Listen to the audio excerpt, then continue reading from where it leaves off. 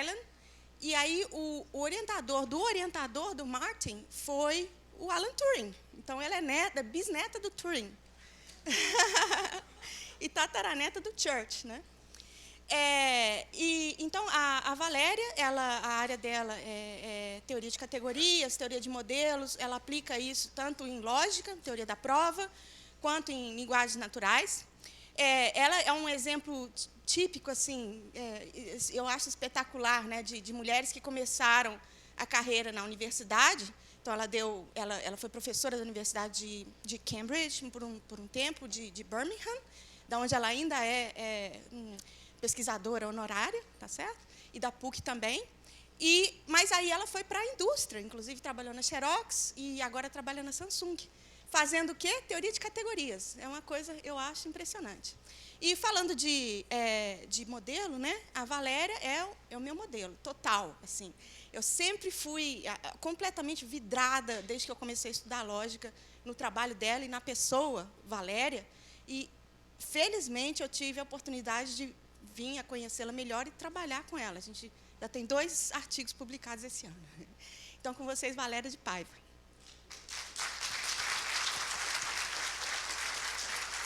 Bom dia, gente.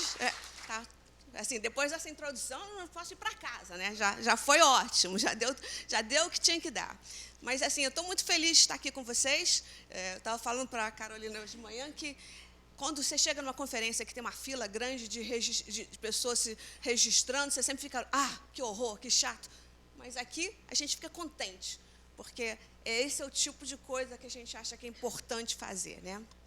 Então, eu também tenho meus agradecimentos para a Elaine daqui a pouquinho, então daqui a pouquinho vamos chegar lá. Eu mudei um pouquinho o meu título, né? Eu passei de álgebra.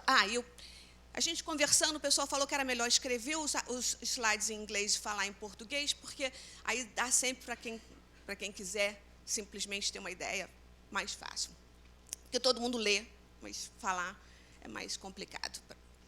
Então, eu mudei um pouco os meus slides de álgebra pura para, eu tinha dito, para teoria de categorias aplicada, uma jornada pessoal, mas eu resolvi passar para AI ali, porque é mais genérico mesmo. Senão, não chega na Samsung. Epa, o que está acontecendo aqui, moço? O que está acontecendo aqui que ele não está indo? Estava desligado? Obrigada. Valeu.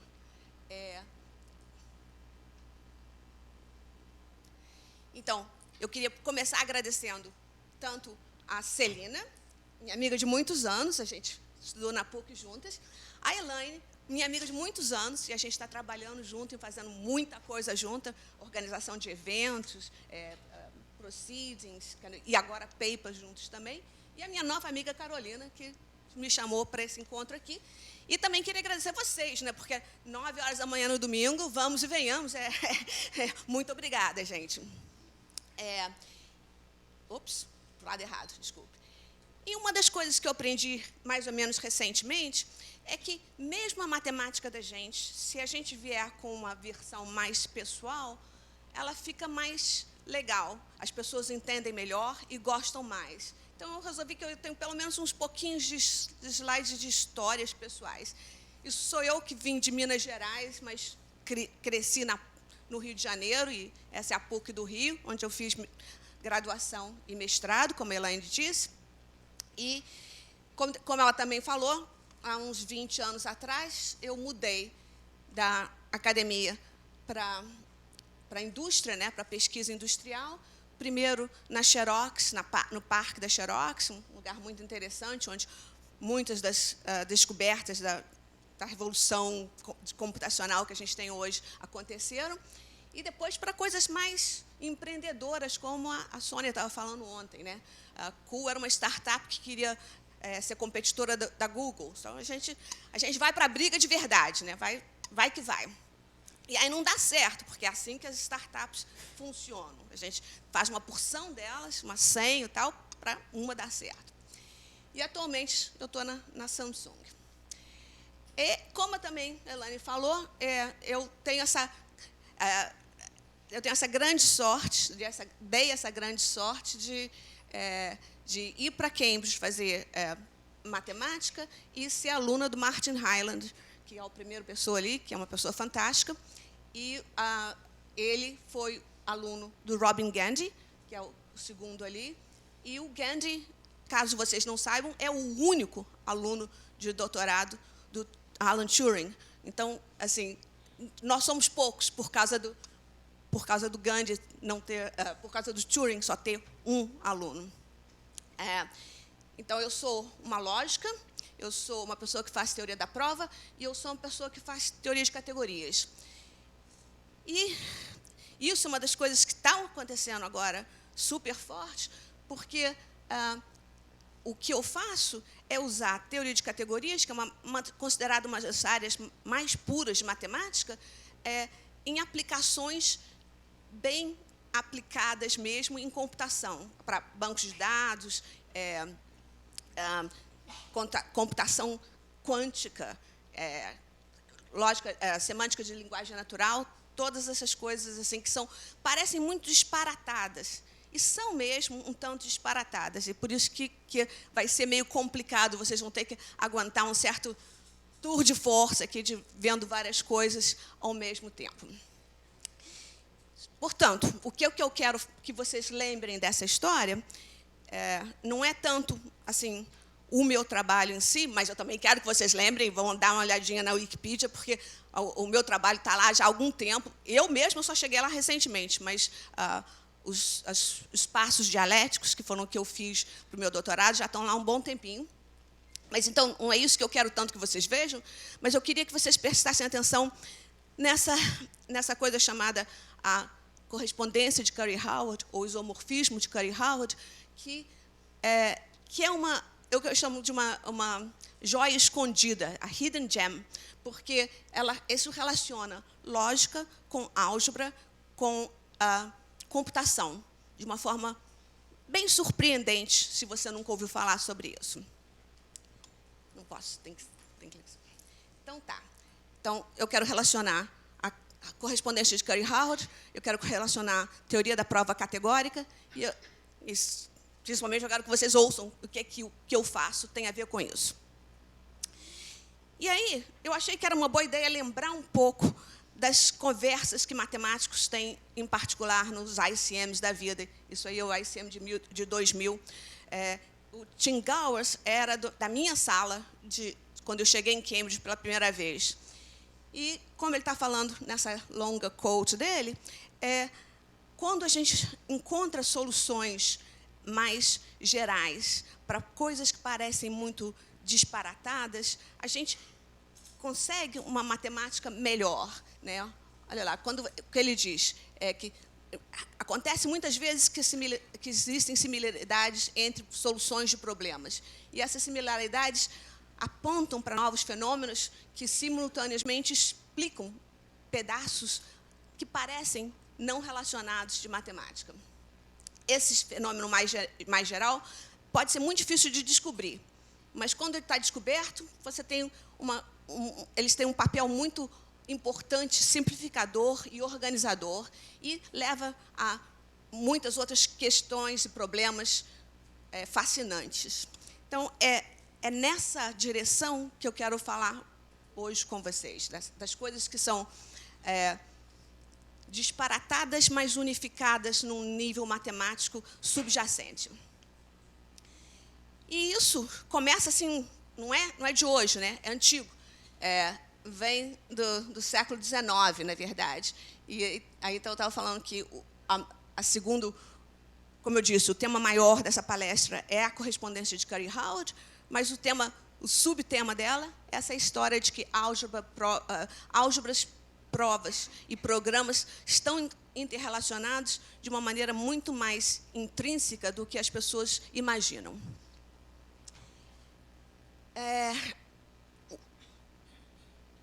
Uma das coisas que a gente acha que são garantidas, todo mundo que fez matemática, eu acho que eu sou uma das pessoas mais velhas por aqui, assim, todo mundo que fez matemática nos últimos anos sabe que a gente a gente acha que o que a gente faz é ter uma série de definições, uma série de axiomas, e aí a gente bota esses axiomas e essas definições juntos, né, e aí a gente deriva coisas. Essa maneira de pensar a matemática não é tão antiga assim, né?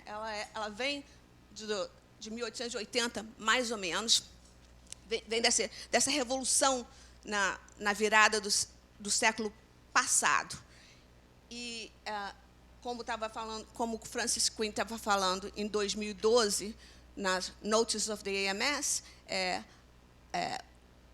teve uma revolução séria na matemática, e o que aconteceu quando ele escreveu isso em 2012, há um século atrás, ainda é importante nos dias de hoje. Porque se a gente não entender de onde vêm os nossos conceitos e as coisas que a gente faz, a gente não vai conseguir levar eles para outros lugares que a gente acha que são melhores. Então, a gente precisa entender a revolução que aconteceu no final do século XIX, para a gente poder saber como é que a gente vai fazer as coisas acontecerem daqui para frente, como é que a gente vai lidar com toda a situação de computação sendo a indústria maior do mundo.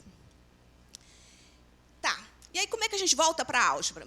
A gente volta dizendo que, em 1947, as pessoas, o pessoal do Bourbaki achava que eles já tinham feito toda a álgebra do mundo. Eles disseram lá, olha lá, foi apresentado a álgebra foi desenvolvida no final do século XIX e foi apresentada na sua forma completa no book do Van der Waardens, em 1930. Não exatamente, né? Ontem a gente teve lindas palestras de álgebra, coisas novas, coisas que não acontecendo. E uma das coisas que o Bourbaki não viu foi a ascensão, a forma com que teoria de categorias se tornou importante. Quantas pessoas aqui já fizeram curso de teoria de categorias? Não está tão mal, né? Temos umas 3 ou 4, ou 5 ou 6, mas também não está muito bom, né? Então, eu resolvi ter um slide sobre teoria de categorias. A teoria de categorias, como eu estava falando, acredita que existe uma unidade da matemática subjacente a todas as partes de matemática, os conceitos e as teorias, e que, mais importante do que os conceitos eles mesmos, é como eles se relacionam, como conceitos dessa parte aqui relacionam com conceitos de outras partes lá. Então, normalmente, os seus conceitos matemáticos, tipo espaços topológicos ou espaços vetoriais, eles vêm acompanhados da sua noção básica de morfismo.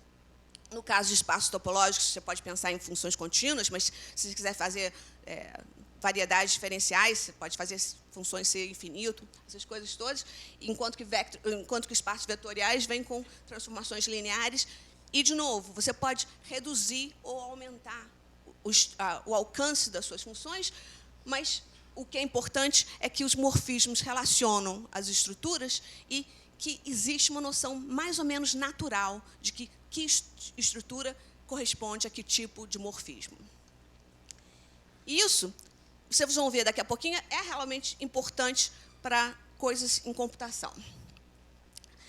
E, como eu estava falando, essa revolução da matemática no século XIX veio dos paradoxos de Russell e essas coisas todas, e essa ideia de que, na verdade, a gente precisa formalizar a matemática. E isso foi a parte mais importante dessa revolução no final do século XIX. Eu não vou discutir, não vou lembrar para vocês o que foi o programa de Hilbert, porque, de novo, essa é uma outra parte que é interessante, né? É uma coisa importante de matemática, é uma das coisas que mais ou menos determina os rumos que a matemática vai seguir, mas que, na verdade, como vocês sabem, lógica não é muito bem considerado em certas áreas do mundo. Então, as pessoas não chegam a saber muito sobre o programa de Hilbert.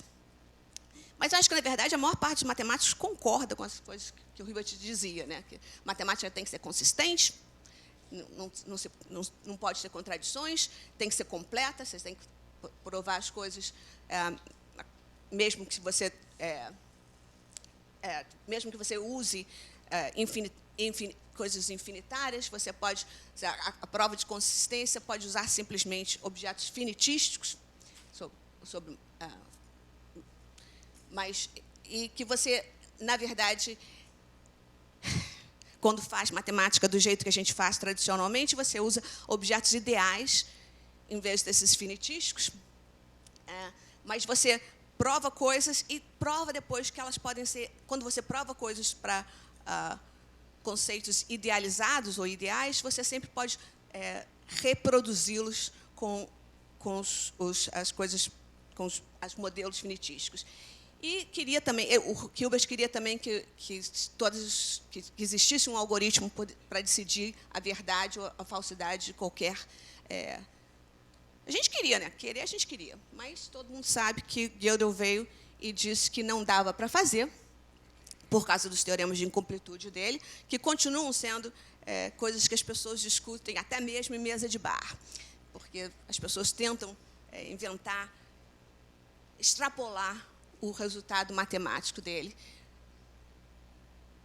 Aí, finalmente, eu chego na minha situação de pensar em provas, em lógica, como programas. Essa é a parte que eu acho meio complicada de mostrar para as pessoas, porque, na verdade, as pessoas se acostumaram, algum tempo atrás, de que lógica pode ser matematizada, lógica pode ser algebrizada, tem várias formas de algebrizar a lógica, e tem várias coisas em álgebra que podem usar métodos de lógica.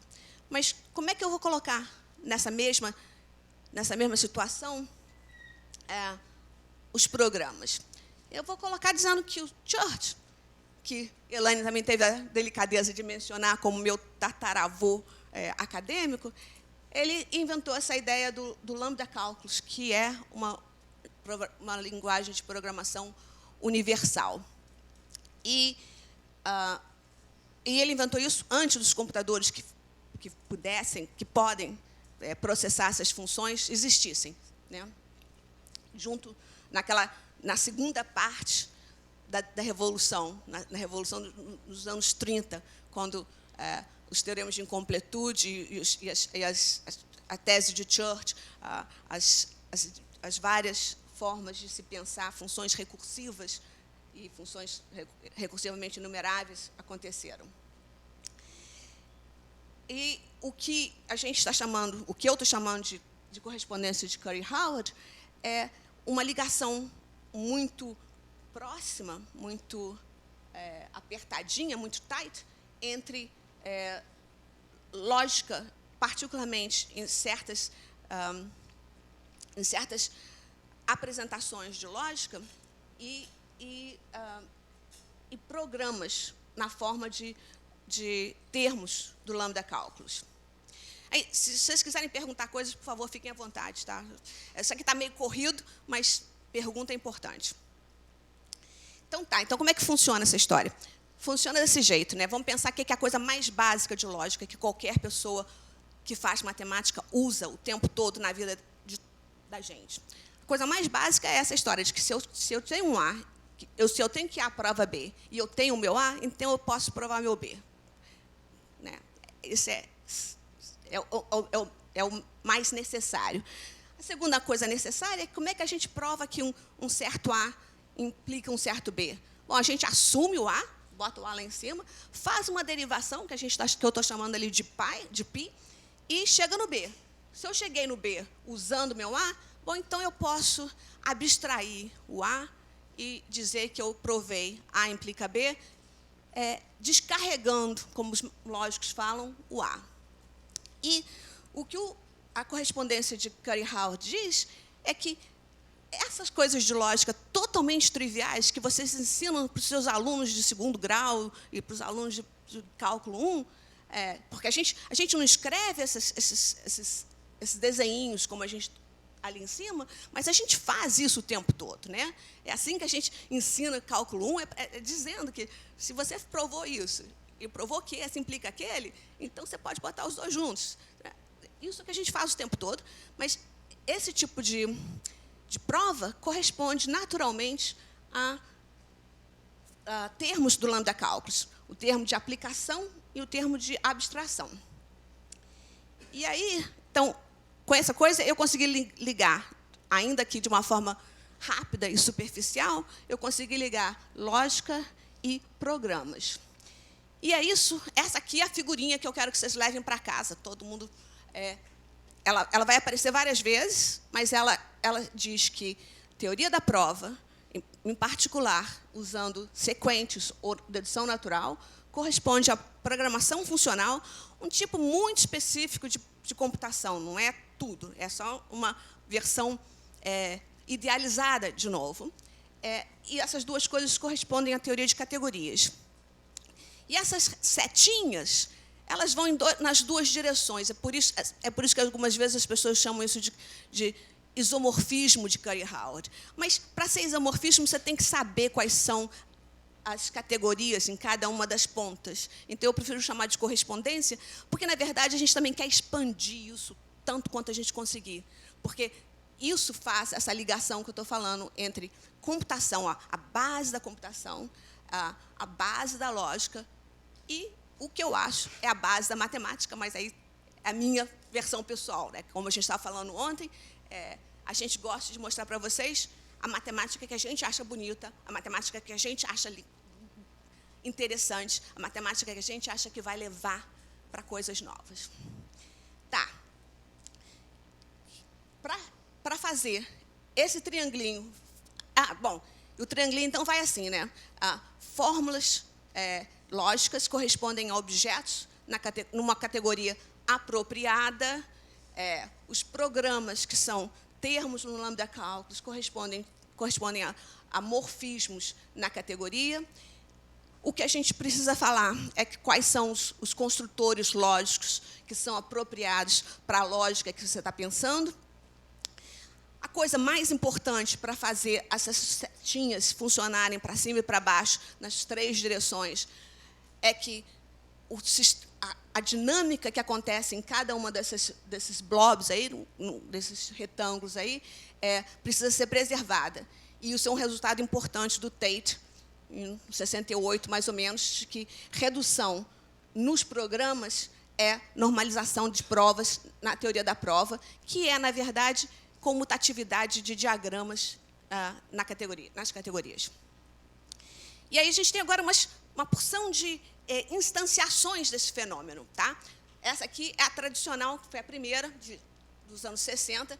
E aqui a gente tem o Pravitz, com a teoria da prova, com a versão de dedução natural. O Biulovia, o cara que mais ou menos entendeu, ou descobriu ou inventou essa ideia de pensar em operadores lógicos usando teoria de categorias. E aquele ali eu acho que é o Church, mas eu sempre confundo os dois. Ou é o Church ou é o Curry, um dos dois. Tá. A razão pela qual eu disse que isso era uma joia escondida da matemática é porque esse teorema que eu estou tentando mostrar para vocês, que corresponde àqueles três blobs ligadinhos pelas setas, isso não é um teorema óbvio, não é assim, tinha um problema em aberto e aí uma pessoa veio e fechou. Isso é uma coisa que as pessoas também discutem muito em matemática, essa ideia de que tem dois tipos de gente que faz matemática. Tem gente que gosta de resolver problema e tem gente que gosta de construir teorias. Isso é uma discussão de muitos anos e eu sou claramente no segundo campo. Eu gosto de construir teorias, eu gosto de tentar conquistar áreas diversas do conhecimento humano usando matemática e usando teorias matemáticas diferentes. E como eu estou dizendo, isso levou um tempão para ser entendido como um teorema. E eu acho que ainda não é, de uma forma geral, entendido por ninguém muito bem, porque está relacionando coisas muito diferentes, né? Mas agora já existe há algum tempo. Tá. Como é que... E por que eu acho que isso é útil, né?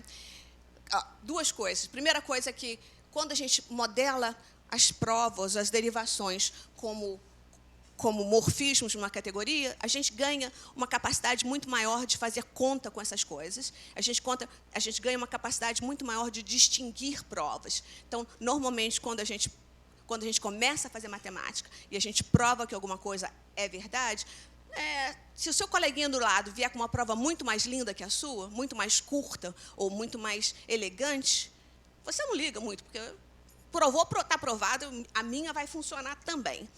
Mas quando se você tiver a possibilidade de conhecer provas diferentes do mesmo teorema, você aprende muito mais. Ontem, por exemplo, a gente teve várias situações onde a gente perguntava para as pessoas: "E peraí, a sua prova é construtiva? Não é construtiva? Como é? Você pode reduzir as suas hipóteses? O que você pode fazer para melhorar a sua prova?" Quando você faz as suas provas serem morfismos numa categoria, você realmente tem uma capacidade muito maior de entender essas provas e de fazer coisas com elas. E isso é muito bom para... Bom, isso aí é uma questão, é um juízo de valor, né? Mas eu digo que isso é muito bom, porque você pode usar para várias aplicações, e eu vou chegar lá daqui a pouquinho, nas aplicações. Mas, para o lado dos matemáticos, e agora eu estou falando só para uma comunidade matemática, né? Para o lado da gente, por que isso é importante? Porque esse uso acelerado de ferramentas de álgebra e de teoria de categorias, especialmente na ciência da computação, que é aquele CS ali, ele significa que a gente ganha uma porção de problemas novos e importantes que a gente pode, talvez, resolver com as nossas ferramentas favoritas.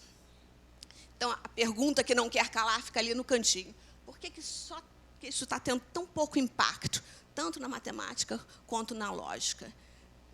É para pensar, depois eu quero ouvir a resposta de vocês. Eu tenho as minhas, é claro. Tá.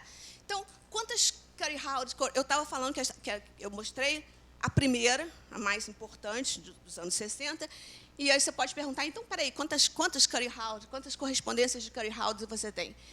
E você pode contar pensando nos tipos de sistemas lógicos. O que eu mostrei foi para lógica proposicional intuicionista, tem para vários sistemas de teoria de tipos, que as pessoas gostam em computação, e tem para lógicas modais, que é o que eu faço com a Elaine, e uma porção de outras coisas. Os programas não são, como eu disse antes, não são programas realísticos, eles são programas idealizados. Eu, às vezes, brinco dizendo que eles são programas futurísticos, porque eles são para uma época onde os programas realmente fazem o que eles têm que fazer, em vez de fazerem o que eles querem fazer, como eles fazem atualmente. Mas as lógicas, quando a gente tem essa capacidade de passar de um lado para o outro, as lógicas, então, vão informar o design de novas linguagens de programação e novas aplicações. Bom, finalmente estou chegando no meu trabalho, demorou um pouco, mas a versão de correspondência Curry-Howard que eu trabalho é a versão para lógica linear. E aí, nas fotografias, nos desenhos, vocês podem ver o criador ou inventor de lógica linear, o Jean-Yves Girard, várias pessoas que pensaram numa versão linear do lambda cálculos, e naquele coisa ali na frente, não adianta, eu não consigo nunca usar essas coisas. Olha lá, primeiro ali tem as 4 pessoas, sou eu, os meus amigos Gavin Bierman e Nick Benton, e o meu orientador, Martin Hyland. E a gente foi um dos primeiros a dizer como é que pode fazer um lambda cálculo linear correto, porque o Sam Bransky já tinha um que não estava funcionando muito bem. E a gente também resolveu dizer como é que podia fazer um modelo categórico melhor do que o que existia, que era do Robert Seeley, que está ali e também funciona. Mas o nosso é melhor do que o dele, gente. Mas o importante dessa história, é claro, o importante dessa história é fazer essas setinhas aqui funcionarem, né, para os dois lados. E aí você pode pensar, bom, tá bom, então a gente quer fazer correspondência de Curry-Howard linear, e o que a gente ganha com isso? Qual é o ponto? Primeiro, qual é o ponto de lógica linear? Mas, segundo, qual é o ponto de ter essas outras possibilidades de correspondências a programas lineares e a correspondência a categorias lineares? E, finalmente, por que é que eu andei falando tanto de paradoxo de Russell e as coisas que vinham, essa revolução no do século XIX para o século XX? Bom, a razão pela qual eu fiz essa volta toda é que uma das maneiras de fazer uma versão do programa de Hilbert funcionar foi o que o Gödel fez depois que ele destruiu o programa. Ele veio com essa ideia que ele gostava bastante, mas que ele nunca achou que estava muito bem explicada. Então, ele publicou pela primeira vez em 1958 essa interpretação de lógica chamada a interpretação dialética. E depois continuou trabalhando nisso. Tem uma versão de 72, tem uma versão pouco antes dele morrer, e ele morreu sem devolver as provas da última versão desse trabalho dele. O que esse trabalho dele fazia? Ele dizia, bom, a gente gostaria de poder sempre reescrever os objetos idealizados em termos de coisas mais compreensíveis, que nem funções de números naturais e coisas desse tipo. Então, ele criou esse sistema de funcionais computáveis de tipos finitos, que é o sistema T, o que é uma coisa que, filosoficamente, é super duvidosa, tá? Porque você está fazendo os funcionais entre funcionais de n para n, você está achando que eles são mais inteligíveis e são, filosoficamente, eles são uma fundamentação para tudo que você vai fazer com matemática em geral. Mas, quer dizer, então você está aceitando esses tipos meio complicados. Mas, por outro lado, o que ele faz, que é super interessante e diferente, é que ele transforma todas as fórmulas de aritmética em uma forma muito especial, uma forma onde você tem sempre um existe e um for all, um existe e um para todo. E é essa transformação de fórmulas em geral em fórmulas dessa forma muito específica que faz com que ele consiga provar a consistência da aritmética. Vamos ver um pouquinho mais. E aí, quando eu comecei a trabalhar em Cambridge, o Martin Hyland virou para mim e falou, olha, por que a gente não olha para essa transformação do Gödel, que é meio misteriosa, ninguém sabe muito bem por que funciona, por que a gente não olha para ela usando álgebra? E por que a gente não faz isso internamente, em vez de ficar pensando em fazer uma maquinaria toda de fórmulas e sistemas lógicos do lado de fora? Por que a gente não pensa nisso dentro de um universo construtivo diretamente? E aí ele falou, então vai lá e prova. Quando a gente faz isso, você descobre que o que é importante da interpretação dialética são as maneiras de transformar uma fórmula numa outra fórmula. O que é importante é a interpretação da implicação. A implicação é a coisa que na verdade, faz a lógica mover. Então, ele falou, vai lá e tenta provar que isso acaba dando no mesmo lugar do que aquela primeira versão do Curry-Howard que a gente viu, que tinha o Bill-Lovier e o Pravitz e o Church. Tenta mostrar que a categoria que a gente ganha é exatamente uma daquelas. E aí eu fui, tentei. Passei uns 2 meses, 3 meses, tentando provar que o negócio acabava sendo uma categoria cartesianamente fechada, e não era. Aí, chegando depois de 3 meses, eu falei, olha, desculpe, não dá, isso aqui não funciona. Estava meio desesperada nessas alturas, né? Mas aí ele falou, legal, eu acho que isso tem a ver com uma coisa nova que eu andei ouvindo falar, que veio da França recentemente, que é a ideia de lógica linear.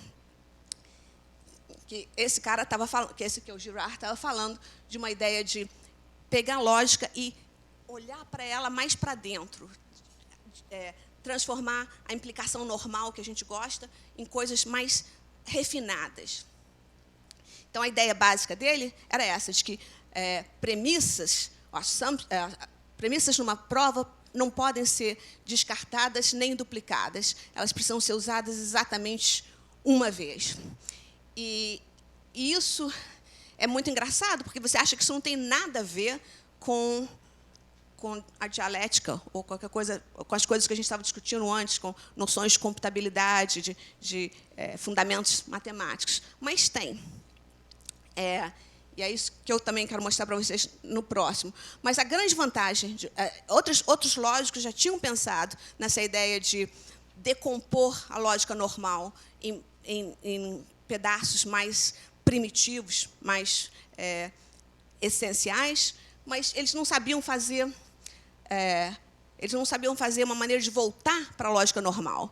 Porque, se você quer decompor, você também tem que saber como é que faz para fazer as coisas que você sabia fazer antes, né? Você não pode decompor e ficar só com uma coisa nova. A gente tem milhares, pelo menos 4 milhares de anos de lógica que a gente quer manter. Então, a grande vantagem de lógica linear é que você pode decompor, mas sabe como é que volta para o lugar normal. Então, uma implicação normal, A implica B, ela é a mesma coisa, ela é if and only if, é só e somente se. Um operador novo que foi inventado por ele, que é o que algumas pessoas chamam de bang ou shriek, A implica linearmente no B. Então, essa decomposição da implicação usual na implicação linear e nesse outro conectivo linear é que faz com que a lógica linear não seja simplesmente uma brincadeira entre amigos, porque você sempre pode voltar para as coisas que você sempre soube. Isso aqui é essa história de como é que você pode usar as suas assumptions, as suas premissas, né? Por exemplo, se a sua premissa for se você tiver $1, você pode ganhar um latte. Se você tiver $1, você pode ganhar um cappuccino. E se você só tiver $1, você pode concluir um dos dois, mas você não pode concluir os dois, porque o seu só tem $1. Você precisa de $2 para ter os dois. E isso não acontece em lógica normal, certo? Em lógica normal, você simplesmente pensa que as suas premissas são duplicáveis à vontade. E também são descartáveis. Descartáveis no sentido de que, se eu provo uma coisa só com premissas A, B e C, aí eu posso provar com A, B, C e D, porque aquele D, se ele está na premissa ou não, não faz diferença. Eu não preciso usar todos os pedacinhos das minhas premissas para provar o que eu estou provando. Então, a lógica usual não presta atenção no uso de premissas, mas a lógica linear presta. Isso vai dar uma porção de consequências, é claro. Ok? Obrigada. Tá, vai dar uma porção de consequências e vai dar uma porção de dificuldades quando você chega para modelar essas coisas usando suas categorias.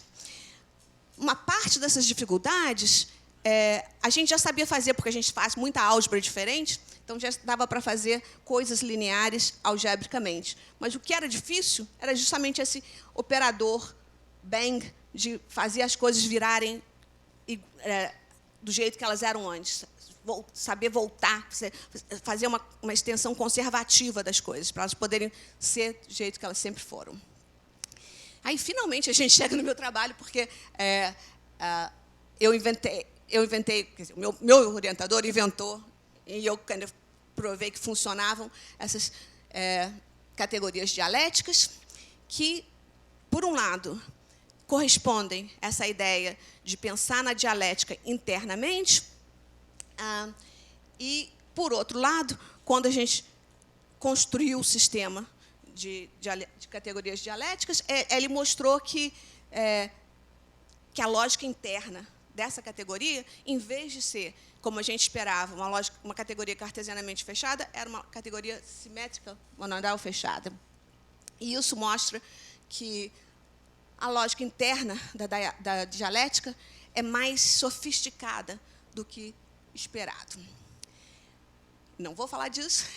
E agora os 4 teoremas que foram feitos nessas alturas foram esse que eu falei agora, que você quando você olha para a lógica interna das categorias dialéticas, você não encontra lógica normal, proposicional, intuicionista, mas lógica linear, intuicionista, e que a parte difícil, que você pode voltar para a lógica que você sempre gostou, que existe uma comônada que modela o seu exponencial, o seu bang, e recupera, thank you, lógica intuicionista e lógica clássica. E quando eu mostrei isso em Boulder, em 1987, o Girard, que estava na plateia, falou, olha, eu sei uma outra maneira de fazer isso também, e aí fiz uma outra versão que é mais simplificada.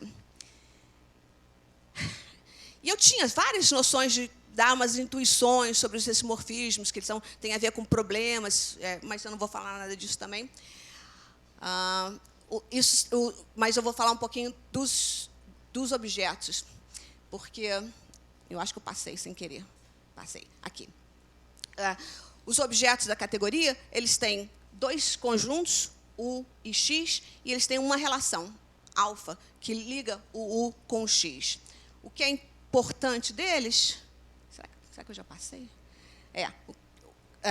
O que é importante deles, como eu estava falando, é como os morfismos se relacionam.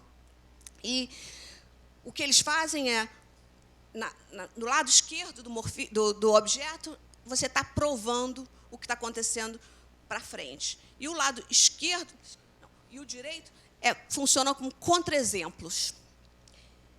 E isso é o que faz a interpretação dialética do Gödel tão importante. Essa ideia de que, quando você quer provar alguma coisa, você, ao mesmo tempo, prova do lado esquerdo e tenta desprovar do lado direito.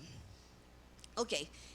Eu não vou ter tempo de discutir exemplos, mas eu queria só chegar, e também eu tinha pensado que eu ia até fazer um teoreminha aqui, super fácilzinho, mas bonitinho, mas eu acho que eu vou simplesmente, senão a Ilane me mata, chegar nas aplicações. Em computação, tem várias aplicações dessas categorias dialéticas que eu estava falando antes, e em coisas como compiladores, Petrinet, análise de linguagem natural. E assim, o que é mais importante para mim, assim, fico bem contente de ver, é que as coisas não estão acontecendo. Tem tese de doutorado de 2017, ainda fazendo modelos dialéticos de teoria dos tipos. Então, essas coisas não pararam, né? Eu escrevi a minha tese em 88, e 2018 são 30 anos depois, certo? Não fica bem. Ok. E tem muitas aplicações matemáticas também para teoria de conjuntos, mas vocês podem ouvir do Samuel sobre isso. E tem muito mais trabalho para fazer sobre essas aplicações matemáticas, porque, como eu disse, na matemática ninguém prestou muita atenção nisso. Tá, então, concluindo, eu apresentei para vocês essa correspondência do Curry Howard, que eu acho que as pessoas deviam prestar atenção nelas. Eu falei da importância da interdisciplinaridade entre álgebra, provas e programas. Eu descrevi esse exemplo, que é o meu exemplo de categorias dialéticas. Eu não dei nem a chance de falar de Blas, da ideia de mapear variantes cardinais, mas eu vou ficando por aqui. Muito obrigada, gente.